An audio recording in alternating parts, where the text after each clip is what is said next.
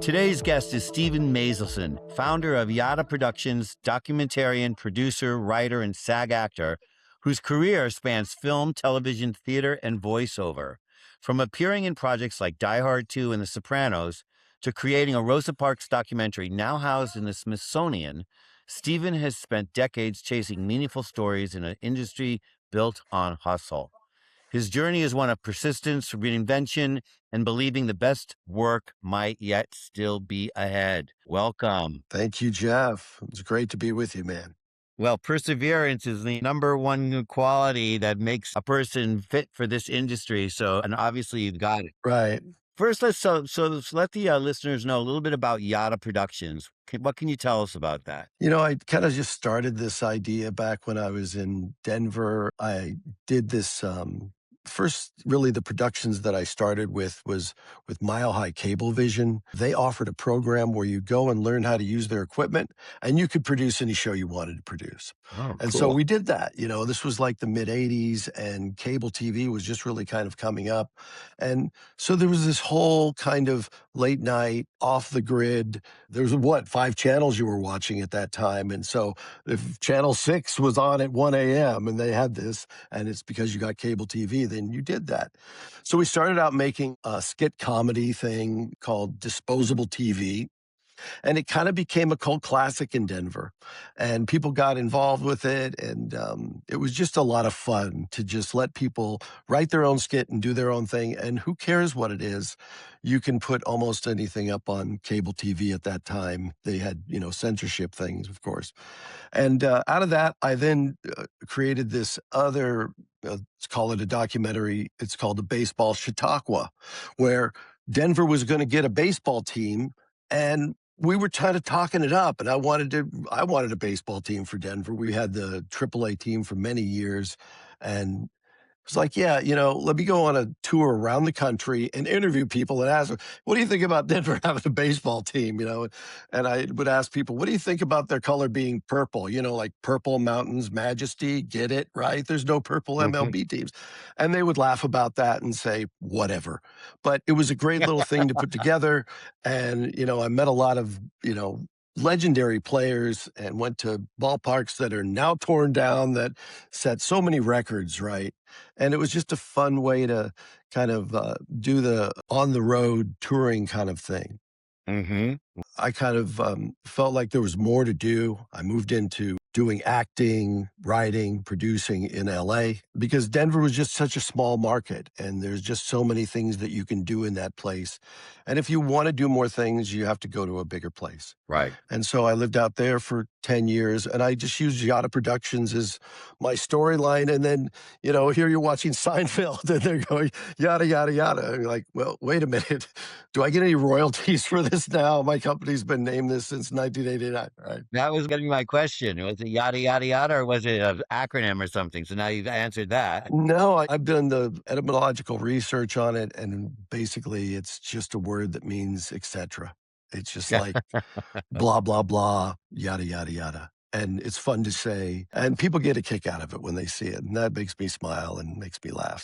So in LA, you were doing acting and writing and directing and producing, I guess. Did you find that you were better suited to one or the other, or did they all hold appeal for you? And are you still doing all of them? That's the thing. When you're out there in LA, it's a big hustle and you're trying to find your niche. When you go to acting auditions and Jason Alexander is there and the guy who plays Jason Alexander's doppelganger is there and all these other people that you just see over and over again, and someone's going to get that job because they're going to hire somebody that looks like him. And at some point you might get that job because somebody else is working, or you might get it because you fit it perfectly and they don't, they're looking for just that thing that you can provide. But that's such a slim margin of victory. And that business, no is the thing you have to get used to because you're going to hear it 95% of the time. And you're waiting for the moment that, what direction am I going to kind of pursue and what have I been doing?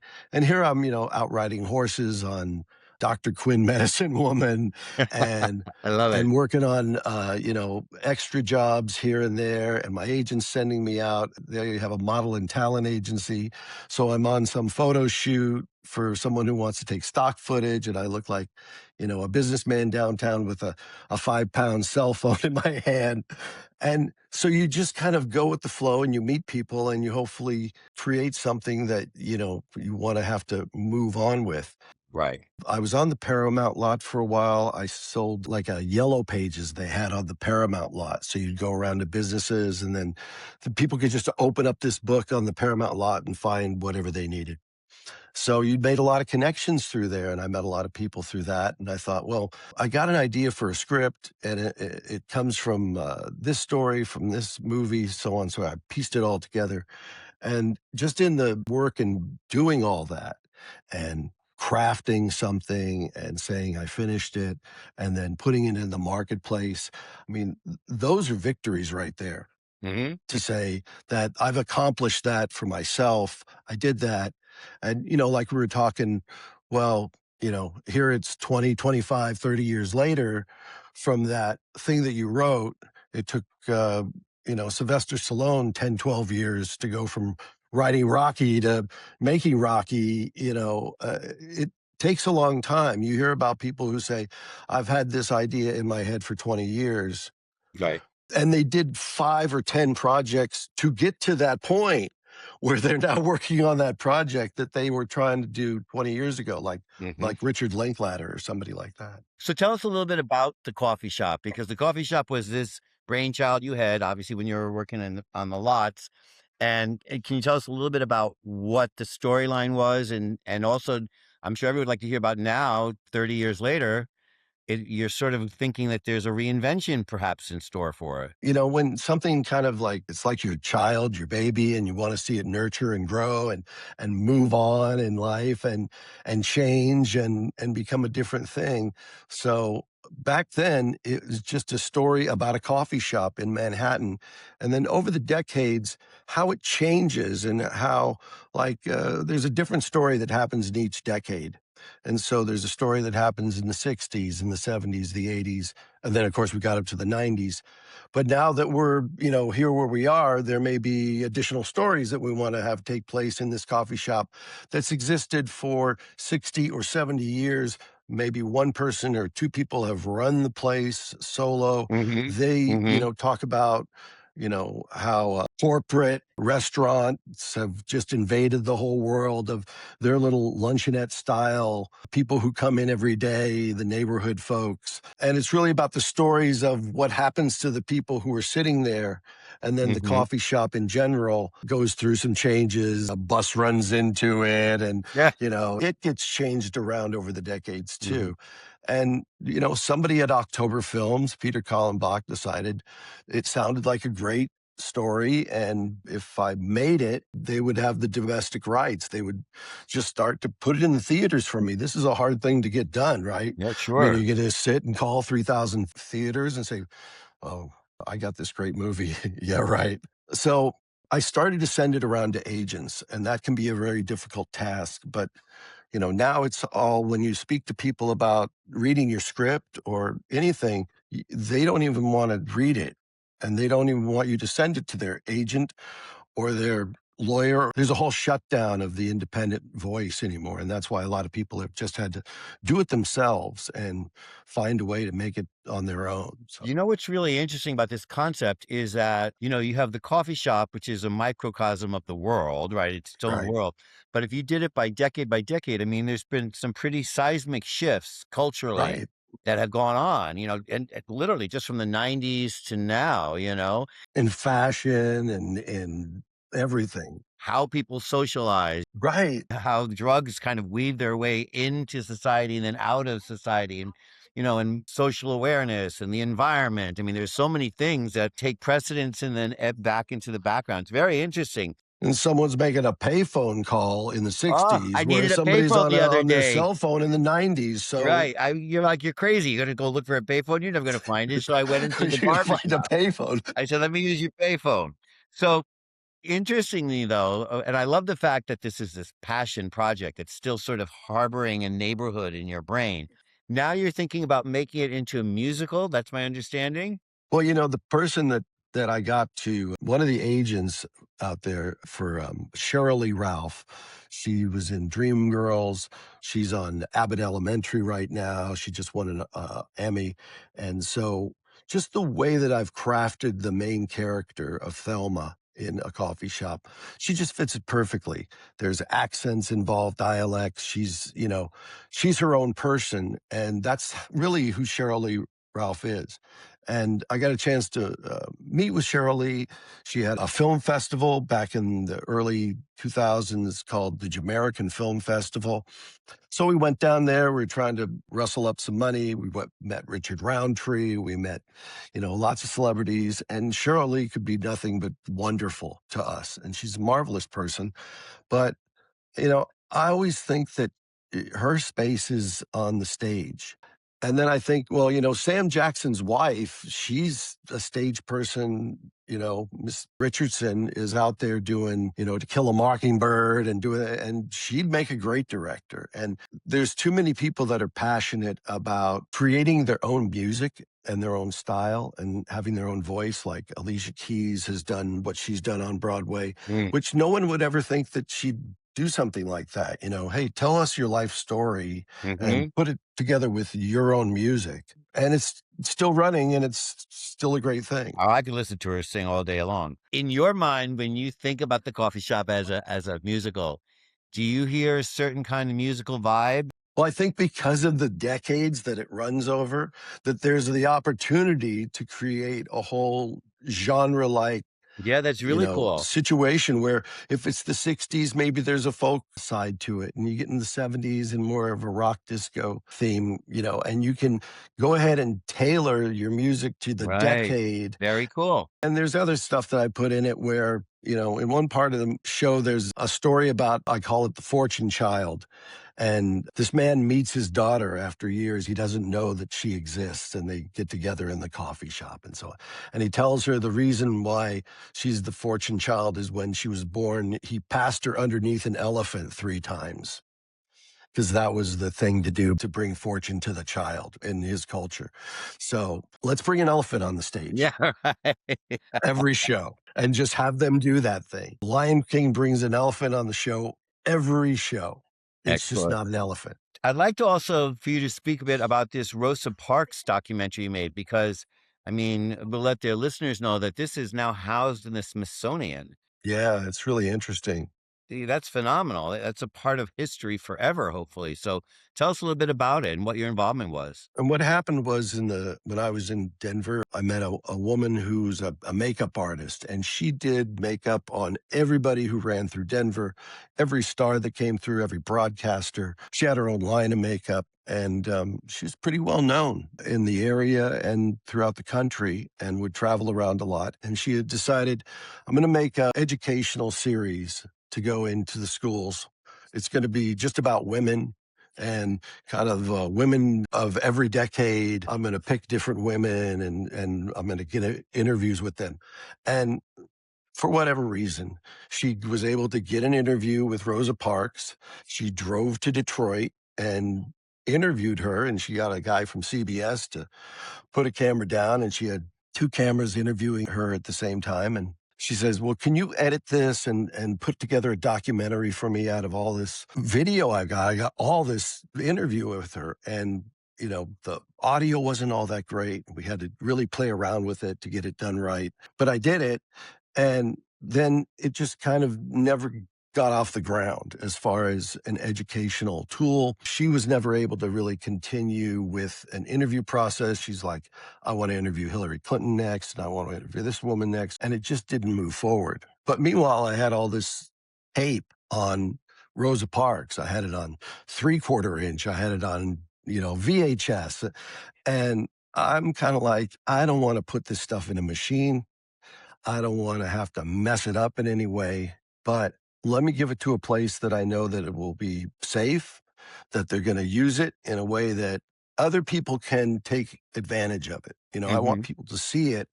And then if you're a poet like Amanda is, you'll hear Rosa Parks' words of answering those questions, and maybe Right. you'll write some poetry out of it, or see her image, and maybe an artist will paint a picture, or sculpt something based on that. So that's kind of what I wanted to get it out there into that venue, Right. so it has a larger access to everyone and everybody could see it. It takes a long time to get through that stuff, though. Right. But she's a great character because, today we live in a world where everybody wants to become famous right away on Instagram. It's And, the everyman, anybody can become famous. And she's someone who became famous and she wasn't every woman. She was just an every woman. right, And she made a mark on society and civilization that's still prevalent today. So, but she's the real deal. She's not like the Insta celebrity. right. And the picture that you see is 2 days old. They take her and they put her on the bus. The white man who's in the picture with her, sitting behind her in the picture, is actually from the newspaper. And then there's a photographer. So that picture that we're all famous, oh, there she is in the bus sitting and the white man's behind, that's a staged photo from days Right. later. Right. Nobody ever caught that. The woman was getting off at her stop like in 3 or 4 blocks. What do I need to move for? Right. Right. Wow. That's really interesting. So you have another big project I'd like to speak with you a little bit about, which is Sleepwalker Tunnels. Right? Can you tell me a little bit about that? What this project is about is a guy I went to college with. His name is Rob Sleepwalker Weisberg. He was just an everyday guy, an accountant, worked downtown at the World Trade Centers. 9/11 happened. He's stuck in the middle of it. He's there. He's a volunteer fireman. He goes to the fire station. What can I do to help? Says, just stay here with me. Everybody is at this building. I need someone just to even just be here. So he did that. He was stuck down there for 24 hours or something, got a ferry across to Jersey, finally made his way home out here on Long Island. Years later, he's dealing with depression, suicidal tendencies. He says, the way I'm going to get over this is I'm going to go walk the Appalachian Trail. Okay, fine. So he tells his wife a story. He's going with the whole crew and everything. He's not. He's going all alone. And Right. now she's all worried about him. He goes down there and out of walking that trail, and he's bringing awareness to his plight in mental health. Hmm. And all of a sudden, media outlets are showing up at the towns where he comes down off of the trail, and they start interviewing with him. So he's got all these interviews from different areas, and the guy comes off and he's got beard down to here and he's lost all this weight. And he makes it all the way to New Hampshire, and about 350 miles before the end, his ankle is it's gone. There's nothing he can do. He ends it. But it taught him that he wasn't going to kill himself. Right. Right. He tells this story where he's walking down part of a rocky area, and he's about to take a step, and he's thinking to himself, I better watch out with my next step. If I break my ankle, I'm dead up here. Hmm. But for a person who went up there to decide if they were going to kill themselves or not, what's the difference whether you broke your ankle, fell down, hit your head, and died right there, Right. if that was your purpose in the first place? So he realized that when he was worried about if he'd do that, that he didn't really want to kill himself. And that was the switch over for him. I could see a lot of people taking a real interest in this as a film because 9/11 affected so many people so deeply. The sense of violation, the sense of loss, reading the New York Times and where they showcase 15 people every day. And you just, with a little paragraph, you felt you knew these people. And it was very moving. We are, of course, as is my nature, we're over time. But I wanted to ask you one more question Right. Go ahead. because I loved it. So you describe yourself as part of the 90% who just fell short. Right. But you're so good-natured, and you've got so many interesting stories. I mean, what does falling short actually teach you that winning never could? Well, I think that we fall short and we win. Mhm, And so we know what happens in both situations for the mhm. most part. Sometimes we fall short in things that we really want to win. Right. And other things we win that those were easy wins. You Right. know, writing a script about Hank the Angry Drunken Dwarf and the 6 months I spent, running around with him and making sure people don't pick him up and start running away with him because he got $1,000 in his pocket. There's a passion at some point where you decide, well, okay, I got to do that or do this. And so that's where it all came out of. Well, I gotta say, I think, I've always believed that being content is the best possible mindset a person can have. And I Right. think you sound like a person who's very content. I mean, whether you make it to the Golden Crest, you make it near the Golden Crest, you've learned something from falling from the Golden Crest. All in all, it sounds to me like you're pretty content with all the creative endeavors that you've had. We got a foot and a half of snow outside. I got my palm trees on. Right. So let's just enjoy it. I have to wrap this up. My producers are giving me the stink eye. It's Steven. It's been a pleasure having you on this show, and I wish you good luck. If Coffee Shop should emerge as a musical, I'll be first to buy a ticket, and I'll also be looking for Sleepwalker Tunnels because I think that's a story that'll resonate with a lot of big audience. Coming out soon. Look for it this summer. Okay.